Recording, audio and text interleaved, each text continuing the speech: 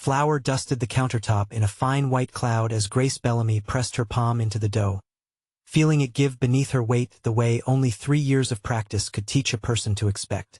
The bell above the door of Sugar and Salt Bakery chimed, and she did not look up right away, because customers walked in every few minutes on a Saturday morning, and she had learned not to break rhythm for the sound of a door. The radio behind the counter was playing something low and forgettable, and the ovens in the back had already filled the shop with the smell of browning butter and warm vanilla, the smell she had built an entire life around, one loaf and one wedding order at a time. But something about the silence that followed the chime was wrong. No footsteps, no shuffling toward the display case, just stillness, heavy and complete, the kind of quiet a room gets when someone has stopped breathing on purpose. Grace looked up. Marco Ferraro stood just inside the doorway, and the 2 years since she had last seen him collapsed into nothing, folded flat like they had never existed at all. He had not changed. Dark hair combed back the way it always was, a charcoal suit that fit him the way money fits a man who has never had to think about its absence, and eyes the color of wet slate that had, at one point, looked at her like she was the only fixed point in a spinning world. Now those eyes were doing something she had never seen them do before. They were afraid. "Grace," he said, and her name in his mouth still had the same weight it always carried, low and certain, though his voice cracked slightly on the second syllable in a way it never had before. She wiped her hands on her apron slowly, giving herself the 2 extra seconds it bought her before she had to speak. "Mr. Ferraro," she said, because 2 years was long enough to relearn how to say his name like a stranger's. "What can I get you?" His jaw tightened at the formality. He took a step further into the bakery, and she watched his gaze move over the space, the mismatched vintage chairs, the chalkboard menu, the glass case full of cakes she had built from nothing with a business loan and more stubbornness than sense. His eyes lingered on the small framed photograph near the register, her own hands kneading dough at 4 in the morning, taken by a regular customer who liked to document the shop's early days. "You own this place." "Ido." She kept her hands busy, reaching for a rag she did not need, because if her hands stopped moving she was not sure what the rest of her would do. 2 years now. "I didn't know." He said it quietly, like an accusation aimed at himself. "I would have." "You weren't supposed to know," Grace said. "That was the point of leaving." The bell above the door had not finished swinging when a second person entered, and Grace understood, before she had even fully processed who it was, exactly why Marco Ferraro had walked into her bakery on a Saturday morning looking like a man who had swallowed glass. The woman who stepped in beside him was young, maybe 23, with dark hair swept into an elegant twist and a diamond on her finger large enough to catch every window's worth of light in the shop. She looked at Marco first, confused by his stillness, and then at Grace, and something calculating slid behind her eyes even as her mouth curved into a polite, practiced smile. "Marco, is everything all right?" Her accent was unmistakably Italian, each word rounded and careful, the accent of someone raised on the other side of an ocean Grace had never crossed. "You said this was the best bakery in the city for the cake." "It is," Marco said, and his voice had gone flat and controlled. The voice Grace remembered him using on phone calls he never let her hear the second half of. "Isabella, give me a moment." Isabella's gaze flicked to Grace again, slower this time, taking in the flour on her apron, the soft roundness of her arms, the confidence with which she stood behind her own counter in her own shop. Grace watched the calculation complete itself behind the other woman's eyes, watched her arrive at whatever conclusion she was going to arrive at, and felt something in her chest go very still and very cold. "Of course," Isabella said finally, stepping back toward the door with the practiced grace of a woman who had learned long ago not to make scenes in public. "I will wait in the car." The door chimed again, and then it was just the two of them, and the smell of proofing dough, and 2 years of silence sitting between them like something solid enough to touch. "You're getting married," Grace said, because someone had to say it out loud, and it clearly was not going to be him. Marco's hands, always so still, always so certain, flexed once at his sides. "Grace, I need to explain something to you." "You don't owe me an explanation." She turned back to her work table, needing something to do with her hands that was not shaking. "It's been 2 years. You're allowed to marry someone. That's not what I need to explain. He crossed the small distance between them, close enough now that she could smell the cologne she used to fall asleep next to, cedar and something darker underneath it that she had never been able to name. I need to explain why I never came looking for you. I told you not to. I know what you told me. His voice had lost its flatness now, something raw bleeding through the careful control. I did it anyway. For 8 months I did it anyway, until my mother found out I had been having someone watch a bakery that did not yet exist, watching an apartment where you no longer lived, and she told me if I did not stop, she would make certain you disappeared entirely so that I would finally understand the meaning of the word gone. Grace's hands stilled against the counter. Your mother threatened me. My mother protected this family the only way she has ever known how, Marco said, and something ancient and exhausted moved behind his eyes. By deciding who was worth the risk of loving and who was not.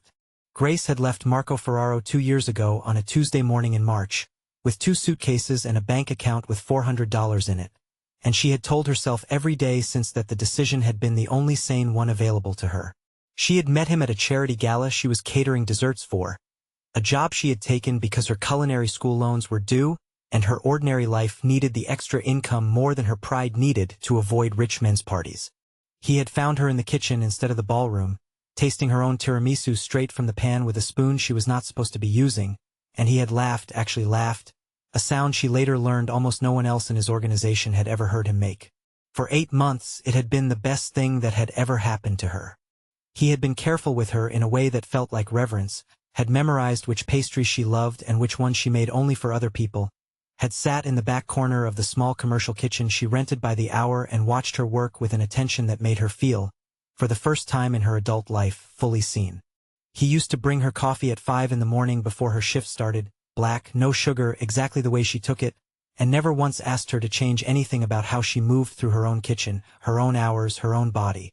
Then his mother, Concetta Ferraro, a woman built entirely of steel and old-world certainty, had discovered the relationship, and had walked into Grace's rented kitchen on a Thursday afternoon with 2 men standing silently by the door and had told her, without raising her voice even once, exactly what her son's world did to women who were not born understanding its rules.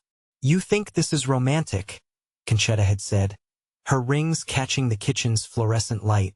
A poor girl baking cakes, and my son falling in love with her like something out of a film. I am telling you what happens next, because my son will not. The women who marry into families like ours are chosen years in advance, vetted for connections, for silence, for the ability to survive what comes when someone decides my son's wife is a target worth taking. You are none of those things. You are a beautiful accident that will get you both killed. Grace remembered standing very still with a rolling pin in her hand, flower still on her wrists, listening to a woman half her size describe her death in the same tone she might use to order dinner. She remembered the 2 men by the door had not moved, had not needed to, because their stillness had said everything Concetta's words did not. Grace had not told Marco about that conversation. She had simply packed her suitcases 3 days later and left a note that said only that she could not do this, and she had spent 2 years telling herself the note had been an act of self-preservation rather than surrender. Standing in her own bakery now, with flour still under her fingernails and Marco's fiancé waiting in a car outside, Grace understood that she had never actually stopped being afraid of Concetta Ferraro. She had simply moved the fear somewhere quieter, folded it into the corners of a life she built specifically so she would never have to answer to that kind of stillness again. Your mother came to see me, Grace said. Before I left. She didn't ask me to go. She told me what would happen if I stayed. Marco went very still, the particular stillness she remembered from moments right before violence. Though there was no threat in this room, only 2 years of buried truth surfacing at once. She never told me that. I didn't think she would. What did she say to you? His voice had dropped low, and something in the shift of his shoulders told Grace this was a version of him she had not met before. A man calculating consequences with a coldness that had nothing to do with her and everything to do with someone else entirely. She said I was a beautiful accident that would get us both killed, Grace said, the words easier to say now than they had been to carry for 2 years alone. She said the women who marry into this family are chosen for their ability to survive what comes with the name, not for love. For usefulness. Marco's jaw worked, and for a moment Grace watched something break open behind his composure. Some old certainty about his own family finally cracking under weight it could no longer bear. Isabella was chosen, he said quietly. Her father runs the Genovese operation out of Newark. The marriage secures a territory agreement that has been under negotiation for 3 years. My mother arranged the introduction herself. So you're marrying strategy. I'm marrying what my mother decided was necessary, Marco said. Because I let her convince me 2 years ago that necessary was the only thing that mattered. And I have spent every day since wondering whether I chose wrong the moment I let you walk away without going after you. Grace's throat tightened around words she had not let herself feel in months. You didn't let me walk away, Marco. Your mother made sure I ran. Then that is a mistake I am only now understanding the size of. He reached for her hand, resting on the flour-dusted counter, and she did not pull away, though every instinct built over 2 years of careful healing told her to. I came here to buy a cake for a wedding I do not want, to a woman I respect but do not love, because I convinced myself that love was a luxury men in my position are not permitted. Outside, a car horn sounded once, short and impatient, and through the front window Grace could see Isabella checking her phone with the particular irritation of a woman unaccustomed to waiting. She's waiting for you, Grace said. She is waiting for a cake, Marco said. And in answer to a question she does not yet know she is going to have to ask. The bell above the door chimed again, and this time it was Concetta Ferraro herself who stepped through it. Dressed in the same severe black she seemed to wear for every occasion that mattered. Her cane tapping against the wood floor with a precision that felt less like infirmity and more like punctuation. Her eyes found Grace immediately, and something crossed her face that was not quite recognition and not quite surprise, but a third thing entirely. The look of a woman confronting a decision she had made 2 years ago and was only now being asked to account for. So, Concetta said, her voice carrying the same flat authority Grace remembered from that kitchen 2 years earlier. This is where you disappeared to. I didn't disappear, Grace said, and was surprised by how steady her own voice came out. I left. There's a difference. Semantics. Concetta moved further into the shop, her gaze sweeping over the glass case, the chalkboard menu, the small handwritten card by the register that read Bellamy's recipes, made with care. Something almost like assessment moved behind her eyes. The same cold calculation Grace remembered from the day this woman had told her she was nothing but a liability with good intentions. You built this yourself. Every bit of it. With what money? A business loan I'm still paying off, and every dollar I saved working 3 jobs after I left your son. Grace held the older woman's gaze without flinching, something she had not managed to do 2 years ago in a rented commercial kitchen with 2 silent men standing by the door. I didn't need your family's money to survive, Mrs. Ferraro. I needed you to stop threatening mine. Concetta's mouth thinned into a line, and for a moment the shop was silent except for the low hum of the display case cooler. You think I threatened you? I think you told a 25-year-old woman that loving your son would get her killed, and then you sent men to make sure she understood you were serious, Grace said. I don't need to think it. I lived it. Marco, who had been silent through the exchange, finally spoke. His voice carrying an edge Grace had never heard him direct at his own mother before. Is this true? Did you threaten her? Concetta's composure did not crack, but something behind her eyes shifted, some old certainty recalibrating in real time. I protected this family. You told me she left because she couldn't handle the life, Marco said. You let me believe for 2 years that she chose to go. She was always going to leave eventually, Concetta said. Women like her do not survive in worlds like ours. I simply made certain it happened before either of you became too invested to walk away cleanly. Too late for that, Marco said, quiet and certain. I have thought about her every day for 2 years. I am marrying a woman I do not love in 3 weeks because you convinced me love was a weakness this family could not afford. And now I am standing in the bakery she built from nothing with her own hands, discovering that everything you told me about why she left was a lie you constructed to control an outcome you had already decided on. The silence that followed was different from the one before it. Concetta's cane tapped once against the floor, an old habit rather than a deliberate sound, and for the first time since Grace had known her, the older woman looked less like an immovable wall and more like a person confronting the size of what she had actually done. Somewhere in the back kitchen, a timer began to buzz, and Grace ignored it, because whatever was rising in the oven mattered less than what was unraveling in front of her. "I did what I believed was necessary," Concetta said, but the certainty in her voice had thinned considerably. "The Genovese alliance secures this family's territory for the next generation. That has not changed simply because old feelings have resurfaced in a bakery. It has changed everything," Marco said, "because I am no longer certain the alliance is worth what it has already cost me, and what it will cost Isabella when she realizes she has married a man whose heart was never fully hers to have." Grace stood very still through all of it, aware that whatever was happening between mother and son was bigger than her, older than her, built on decades of decisions she had only been permitted to glimpse the edges of.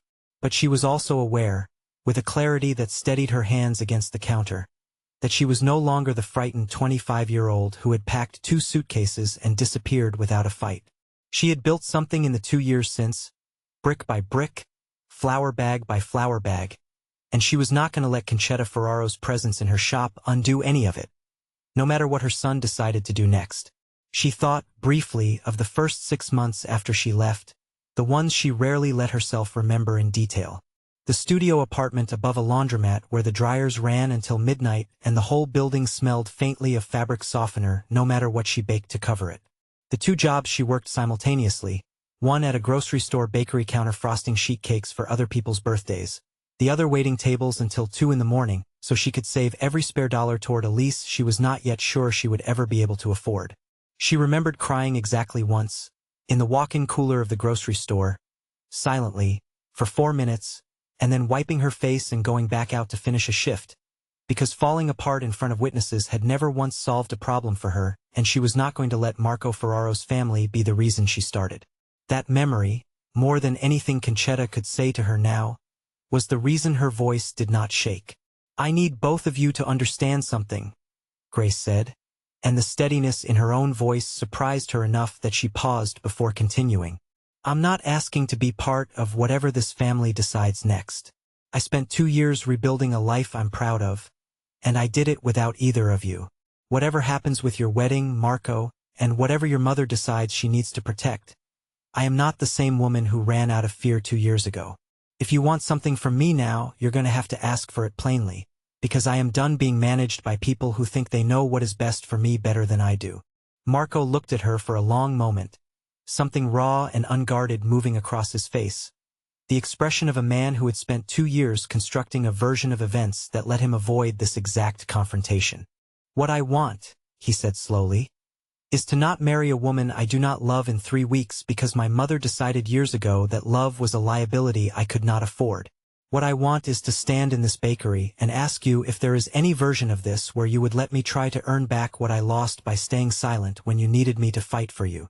Concetta's cane tapped again, sharper this time, an old woman recalculating a decision that had felt, 2 years ago, like the only defensible choice available to her. "The Genovese family will not accept a broken engagement quietly. There will be consequences, territory disputes, the kind of instability that gets people killed. Then we manage the consequences," Marco said, not looking away from Grace. "The way this family has always managed consequences.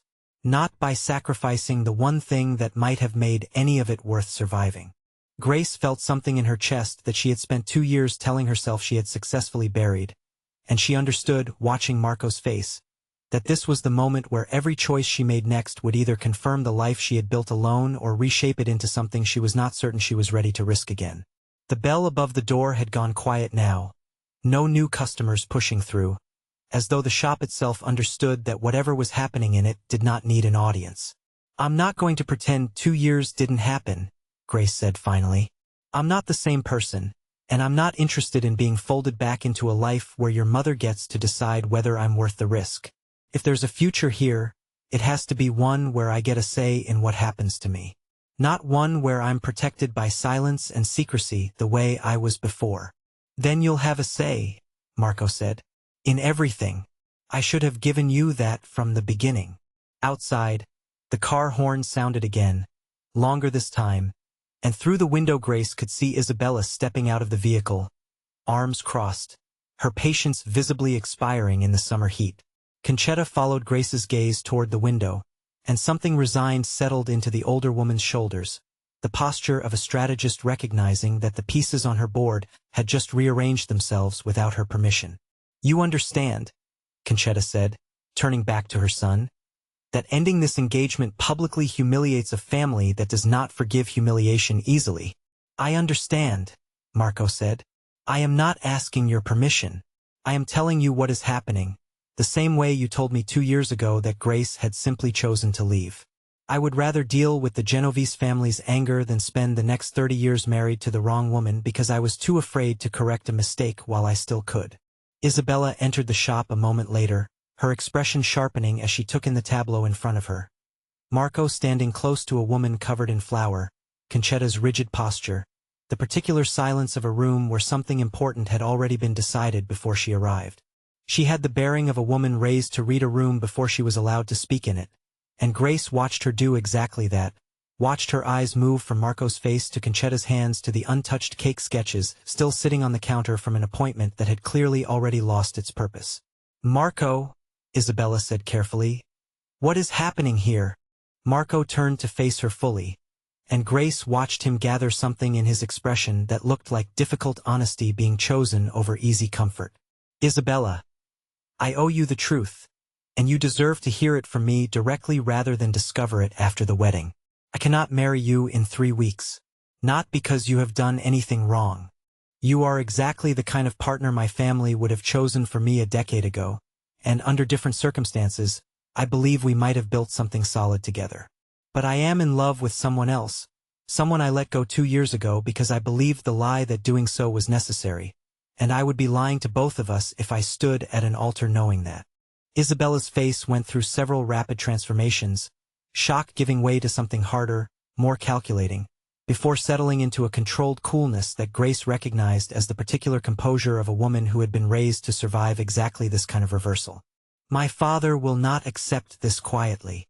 "I know," Marco said. "I will handle the consequences with him directly, and I will make certain the territory agreement is renegotiated on terms that do not require either of us to marry someone we do not love to secure it." Isabella looked at Grace for a long moment, something assessing and almost curious in her expression now that the earlier calculation had resolved itself into simple fact. "The baker," she said finally, not unkindly. "I suppose I should have wondered why you insisted on this particular shop for the cake." "I didn't know she was here," Marco said. "I promise you that much is true." "But you are glad you found out," Isabella said, and it was not a question. Marco did not answer and did not need to, and Isabella turned toward the door with the same composed dignity she had entered with, pausing only once to glance back at Grace with an expression that held no malice, only a kind of weary recognition. "For what it is worth," she said, "I hope you understand what you are choosing to survive." His mother does not release her grip easily, even when she claims to. The door chimed behind her, and then it was just Grace and Marco and Concetta standing in the quiet of the bakery, flour dust still hanging faintly in the afternoon light slanting through the front windows. Grace realized her hands had finally stopped trembling somewhere in the last few minutes, though she could not have said exactly when. Concetta studied Grace for a long moment, something calculating still moving behind her eyes, though it had shifted from hostility into something closer to reluctant reassessment. "You built all of this in 2 years," she said again, not quite a question this time. "I did. Without help. Without my son's money, which I know he would have given you if you had asked." "I didn't want his money," Grace said. "I wanted him to fight for me instead of letting you decide I wasn't worth the risk." Concetta's jaw tightened, and something old and tired passed briefly across her face before her composure reasserted itself. "I lost my own husband to this life when Marco was 12 years old. I have spent every year since believing that love was the thing that gets people killed in families like ours, and that duty is the only currency that keeps them alive. I am not certain I know how to believe otherwise. Even now, watching my son choose you over an alliance I spent 3 years building." Her hands tightened around the head of her cane, knuckles pale beneath old rings. I remember standing in a funeral home deciding which men could be trusted to carry my husband's casket, and I promised myself I would never again let a decision about this family be made by feeling instead of calculation. It is not so easy, Grace, to unlearn a promise like that. You don't have to believe it, Grace said. You just have to stop trying to control it. Concetta was quiet for a long moment, her cane tapping once against the wooden floor, and when she finally spoke, her voice had lost some of its flat authority, replaced by something that sounded, for the first time since Grace had known her, almost like an old woman tired of carrying a weight she had built entirely by herself. The Genovese family will require compensation for the broken agreement. Territory concessions, likely, or a significant payment to preserve the peace. This will cost this family considerably, and I want you to understand that the cost will be real, not symbolic. I understand, Marco said. I would rather pay it than spend my life paying a different cost every day I woke up next to the wrong woman. Concetta looked between her son and Grace one final time, and something in her expression settled, not quite acceptance, but the recognition of a battle already lost. Then I suppose, she said, I will need to learn what kind of cake this shop makes for weddings that are actually wanted. She turned toward the glass display case, studying the rows of pastries with the same assessing eye she had once turned on Grace herself. Something, she added almost to herself, that does not require pretending love is a luxury this family cannot afford. Grace watched the old woman's shoulders shift, watched decades of certainty bend without fully breaking, and understood that whatever came next, whatever cost the Genovese family extracted or whatever consequences rippled through territories she would never fully understand, she was no longer the frightened woman who had packed 2 suitcases and vanished at the first sign of danger. She had built something solid with her own hands, and she intended to keep building, whether Marco Ferraro stood beside her while she did it or not. Marco crossed the small distance between them and took her flour-dusted hand in his, turning it over gently to look at the calluses she had earned baking bread before dawn for 2 years straight, evidence of a life built entirely without him. I am not asking you to forgive 2 years of silence in one afternoon, he said quietly. I am asking for the chance to earn it back, the same way you earned everything in this shop. Slowly, and with proof instead of promises.